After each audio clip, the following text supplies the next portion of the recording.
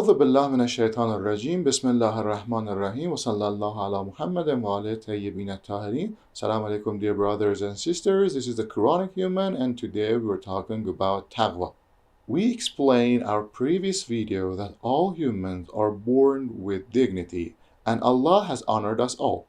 And based on Taqwa, this God-given honor can get stronger. Now we should explain what Taqwa itself means. Many Arabic words have entered Islamic cultures and became a part of our daily vocabulary, but unfortunately their exact meanings are neglected, and as a result the common understanding of these words is usually wrong.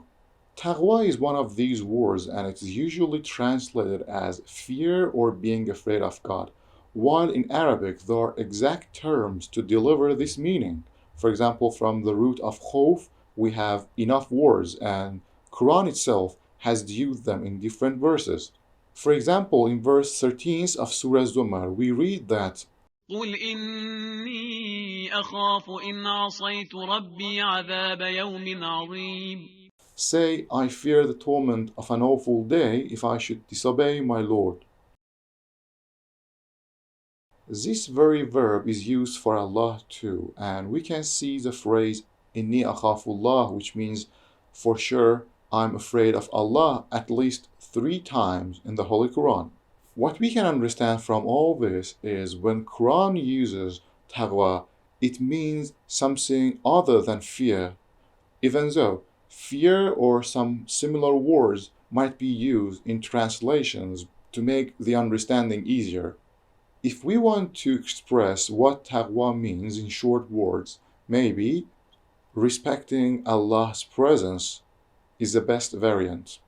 We have all experienced how our behaviors change in front of respected people comparing to when we are alone or with our friends. For example, students act differently before or after the teacher comes, and this is not caused by fear, but rather by respect. Of course, we show our respect to different people differently. For example, the way we treat our parents is different from the way we treat our boss, and we respect them all. Now consider how we may act if we stand in front of the sovereign of the universe. What actions we may do and what actions we may never do. Respecting Allah's presence means to consider Him present right here, right now, and then control our actions accordingly.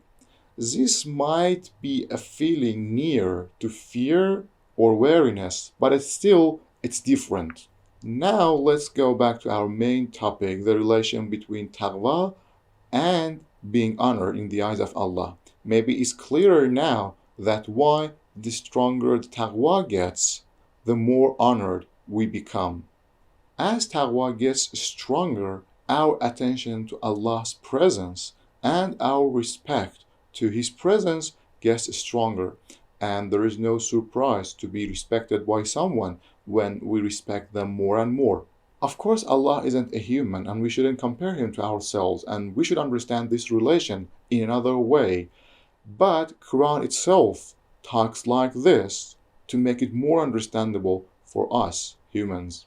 We may say Allah is the truth and the reality of all existence, and when we pay attention to Him and respect His presence, we are actually paying more attention to the truth and try to act accordingly to the reality, which means we are undergoing a heavy reform.